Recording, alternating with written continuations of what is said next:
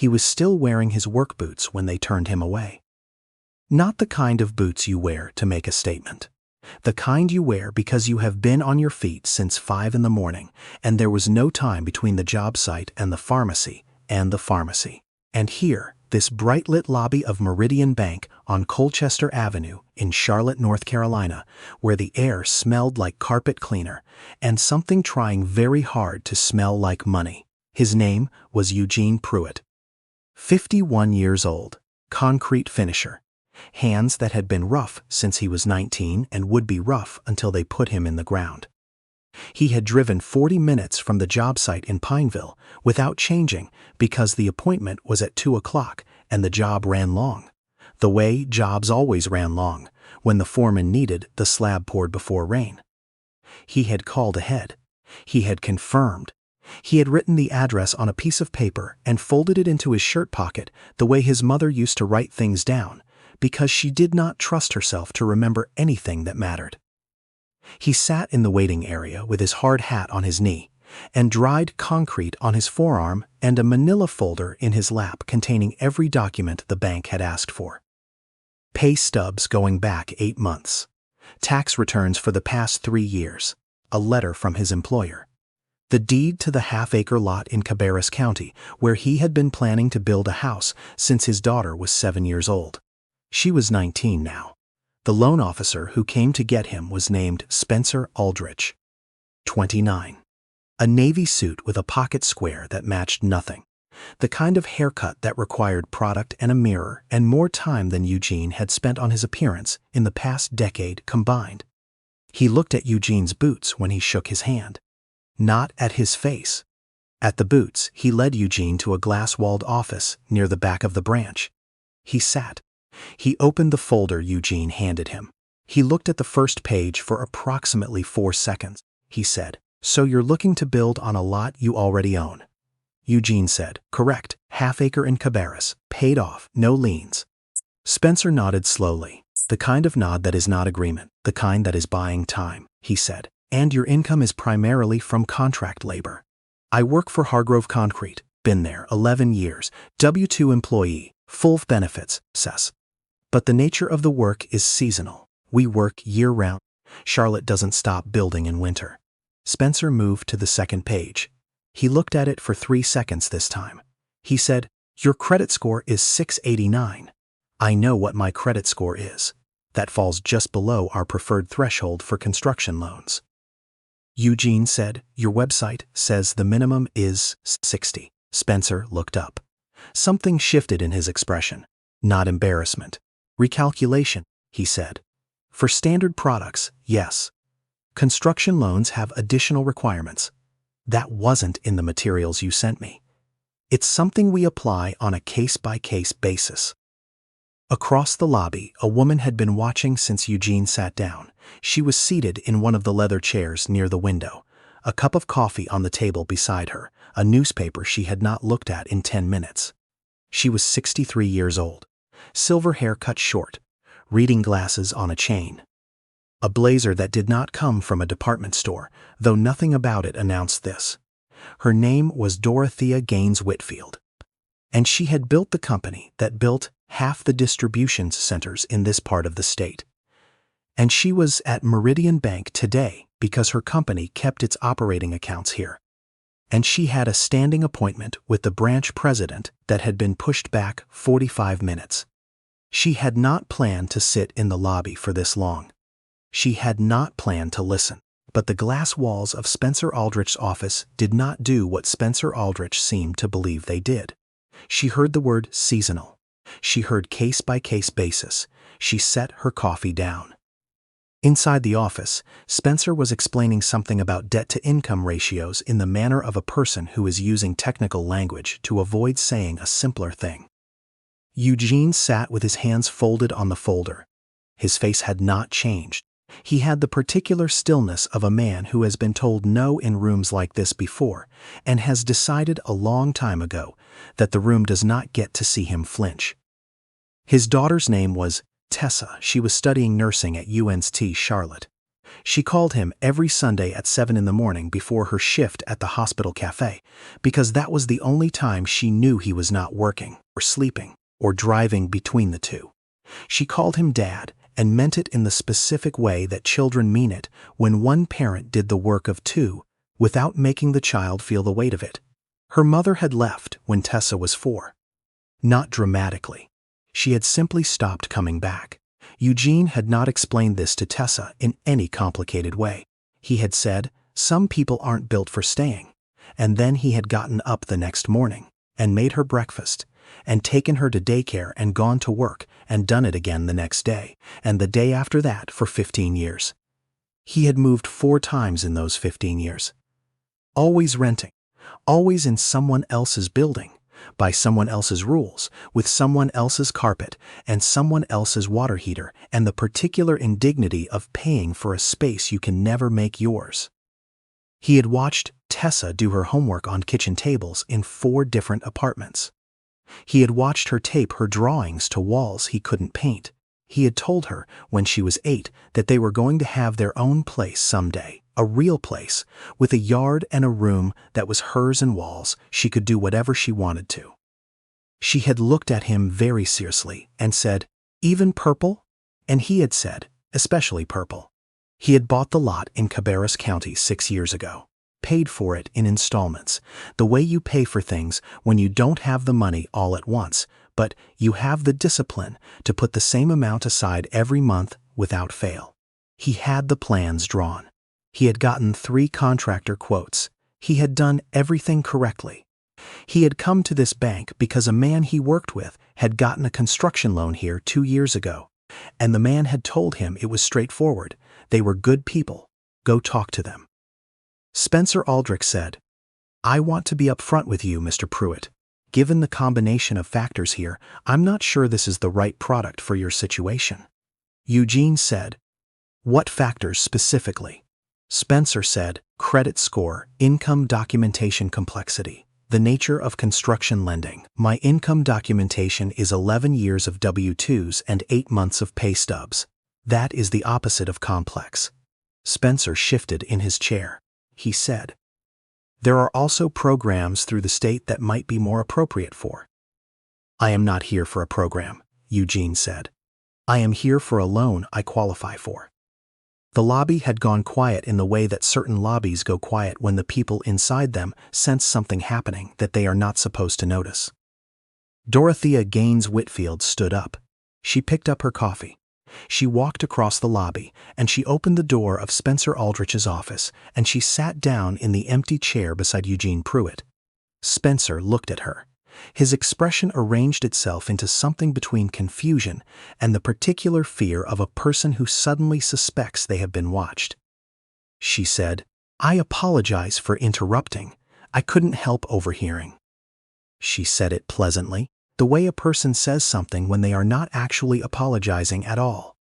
She looked at the folder on the desk. She said, "May I?" to Eugene, not to Spencer. Eugene looked at her for a moment, the same measurement he gave everyone. He said, "Go ahead." She opened it. She looked at the first page the way a person looks at something when they actually intend to read it. Then the second, then the third. She said to Spencer, "His debt-to-income ratio is 31%. Spencer said, "Yes." She said, "That's under your threshold. Construction loans carry additional. What is his debt-to-income threshold for a construction loan?" Spencer opened his mouth. He closed it. She said, "I'm asking because I have been a customer at this branch for 19 years, and I have referred 14 businesses here, and I would like to understand the specific metric that makes this man's application insufficient." Spencer said, "Mrs. Ems Gaines Whitfield." She said it the way a person states a fact. "I have a 3 o'clock with David Kenny. I'd like to resolve this before then." The branch president's name had a particular effect on Spencer Aldrich's posture. He looked at the folder again. This time he looked at it properly. The lobby, outside the glass wall, had returned to its ordinary sounds. A teller typing. A phone ringing once and stopping. The door opening and closing with its automatic sigh. But the 2 tellers nearest the back could see what was happening in that office, and they were not looking at their screens. Eugene had not spoken. He was watching Dorothea the way a person watches someone do something they did not ask for and are not sure what to make of.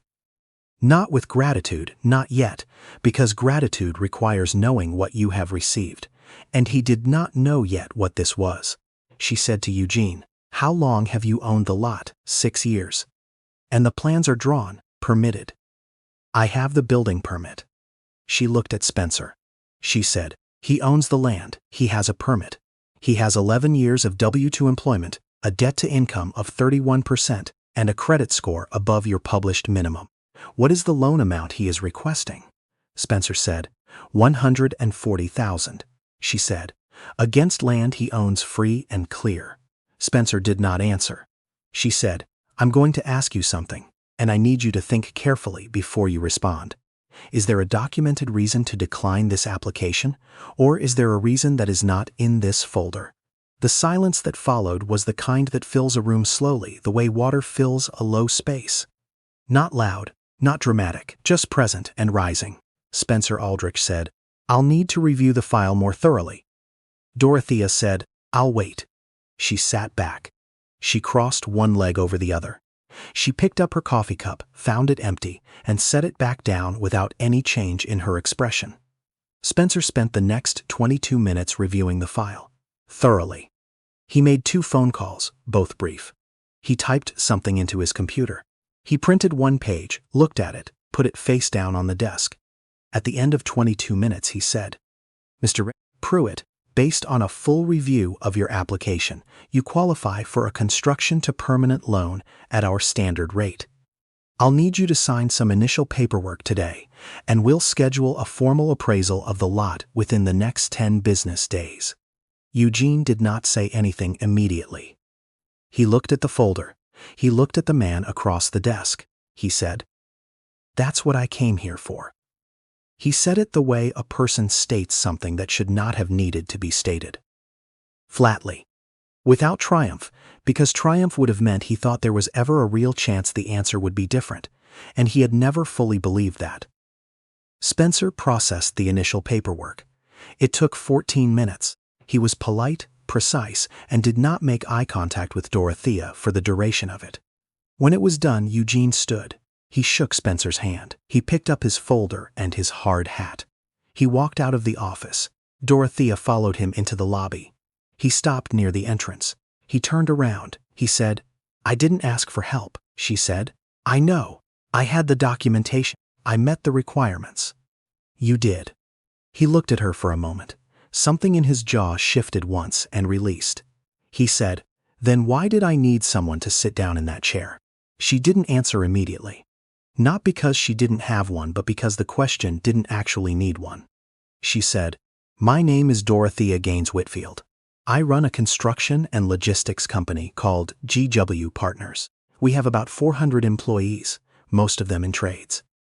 He said, "I've heard of GW Partners." She said, "I grew up in Gastonia. My father poured concrete for 31 years. He retired with bad knees and a pension that ran out in 8 months.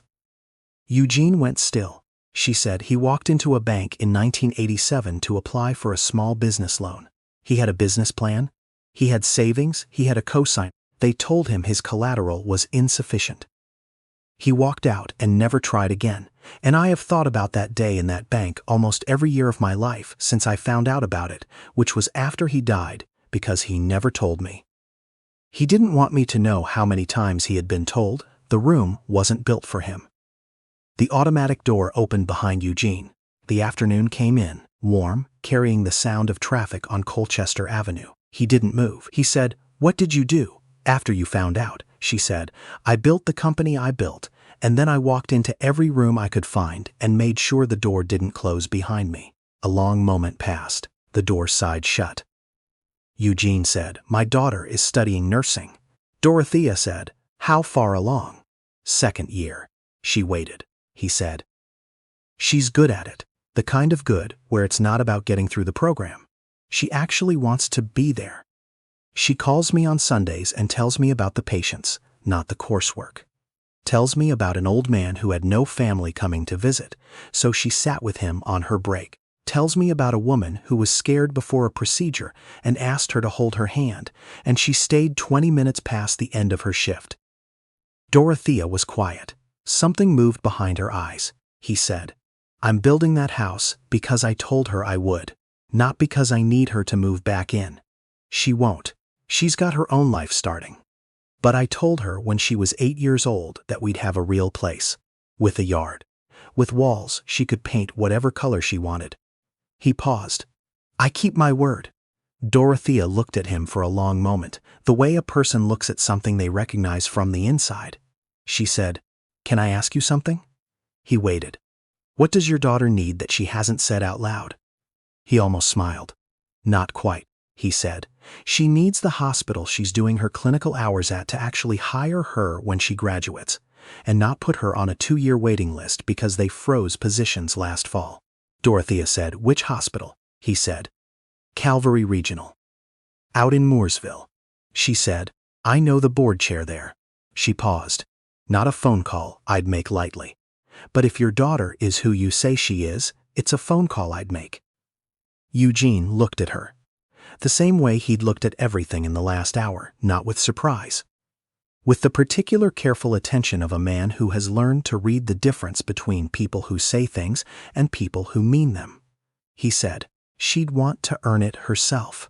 Dorothea said, "The call wouldn't get her the job. It would get her an interview that she should have been offered anyway. After that, she's on her own." Eugene was quiet for a moment. He said, "She'd want to know that's the deal before she walks in." Dorothea said, "Then you tell her. And if she decides she wants the interview, she can call me directly. Here." She reached into the inside pocket of her blazer and produced a card. Plain white. Name, number, nothing else. He took it. He looked at it. He put it in his shirt pocket next to where the folded address of this bank had been this morning. He said, "I appreciate what you did in there."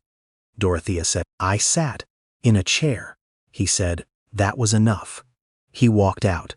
The door opened and he was gone, boots on the sidewalk, hard hat under his arm, folder under the other, concrete on his forearm that had dried lighter as the afternoon wore on. Dorothea stood in the lobby for a moment. Then she went to her meeting with the branch president. She mentioned Spencer Aldrich, not in the way of someone filing a complaint, in the way of someone who states a thing clearly and expects it to be addressed, and has the particular patience of a person who has been taking notes for a long time on which institutions keep their word and which ones do not. The branch president listened. His name was David Kenny, 57, 22 years with the bank. He did not make excuses. He said he would look into it. She believed him, which was not something she said often, and not something he took lightly. 3 weeks later, Eugene got the appraisal back. The lot was valued at $94,000. The construction loan closed at the end of the month.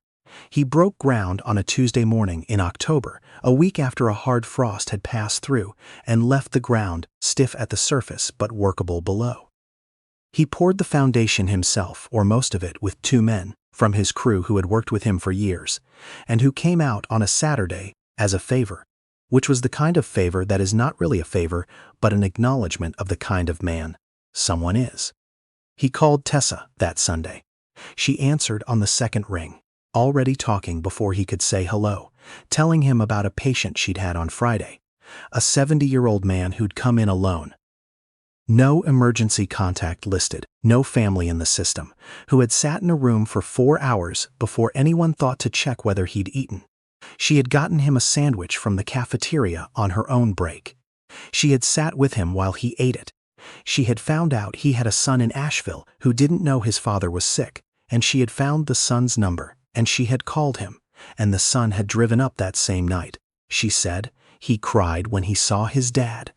Just stood in the doorway and cried, and I thought, this is why I'm doing this. Not the medicine part. This part. Eugene listened. He was sitting on the concrete slab that would become the floor of his house, his phone in one hand, the October sky above him turning the color of something almost over. He said, "I broke ground this week." She went quiet. He could hear her breathing change. She said, "Dad." He said, "Foundation's in." She said, "The house." He said, "The house." She said, "I knew you would." He said, I told you I would, she said. I know. I knew you would, though, even before you told me. A pause. Is there a room that's mine? He said. There is, she said. Can I paint it whatever I want? He said. That was always the deal. She laughed. Short, wet. He recognized the sound. She used to make it when she was small, when she was trying not to cry because she thought it would worry him. She had always thought about whether she was worrying him, even at 7 years old, even at 4. That was the thing about children who are raised by one person who is carrying more than they should. They feel the weight even when you try to hide it. They learn to make themselves lighter. He had spent 19 years trying to make sure she didn't have to be lighter. He said. How are your clinical hours going? She said. Good, really good, actually. I've been thinking about reaching out to Calvary Regional. They're close. Good reputation. He reached into his jacket pocket. The card was there, plain white. He held it in his hand. He said, I might know someone you could talk to. She said, What do you mean? He said, Someone who knows the board chair there. She told me she'd make a call, get you an interview. Not the job, just the door. Everything after that is yours. Tessa was quiet for a moment. He knew she was thinking, the way she always thought, carefully, before she said anything that mattered. She said, How'd you meet someone like that? He said. She sat down in a chair. Tessa said, That's not an answer, he said. It's all of it, she said. Is she good people? He said, She told me about her father. Concrete man. 31 years. A long pause. Then Tessa said, Send me the number. He looked at the card in his hand. White rectangle. Name, number. Dorothea Gaines Whitfield. He said, I'll text it when we hang up. She said, Okay. Then she said, Dad. He said, Yeah. She said, Thank you for not giving up on the house. He looked at the slab, at the staked corners where the walls would go, at the space where there would be a front door, and inside the door a hallway, and off the hallway a room that he had drawn in a notebook and redrawn and measured and planned for 6 years. A room with a window that faced east, a room she had never seen and already knew was hers. He said, I told you I'd keep my word. She said, I know. He said, Get some sleep. You've got a shift tomorrow. She said, Good night, Dad. He said, Good night, baby. He hung up. He sat on the concrete for another 10 minutes in the quiet of the afternoon. He did not feel triumphant. He did not feel relieved. He felt the particular weight of something he had been carrying, setting down, not disappearing but shifting. The way weight shifts when you've been holding something for so long that you have stopped noticing it's there. And then one morning you put it on the table and you can feel the difference in your hands. He put the card back in his pocket. He stood up. He walked around the perimeter of the slab one more time, checking the edges the way he checked every pore, running his eye along the surface for low spots and voids and the small imperfections that could be corrected now and couldn't be corrected later. It was level. It was solid. It would hold. He drove home through the early dark, the radio low, the heat on, the folder with the loan documents on the seat beside him. He had a 6 o'clock start in the morning. He did not think about Spencer Aldrich. He did not think about the lobby of Meridian Bank or the glass-walled office or the 4 seconds it had taken a man in a pocket square to look at 11 years of his life and begin looking for a reason to say no. He thought about Tessa on a Friday night sitting with an old man in a hospital room, getting him a sandwich, finding a phone number, making a call. He thought about Dorothea Gaines Whitfield sitting in a chair she hadn't been asked to sit in. He thought about his own hands on this slab tomorrow morning. And the morning after that. And the walls going up board by board. And the window facing east and the room at the end of the hall. Some people spend their lives asking for the door to be opened. Some people spend their lives deciding who gets through. And some people, not many, walk into a room, pull up a chair, and sit down. Not because they were asked. Not because it benefits them. Because they have stood on the other side of that glass long enough to know exactly what is happening on this side of it. And they have decided, quietly, without announcement, that today is not the day they look away. You never know who is sitting in the lobby when the room thinks it's only being watched by the walls.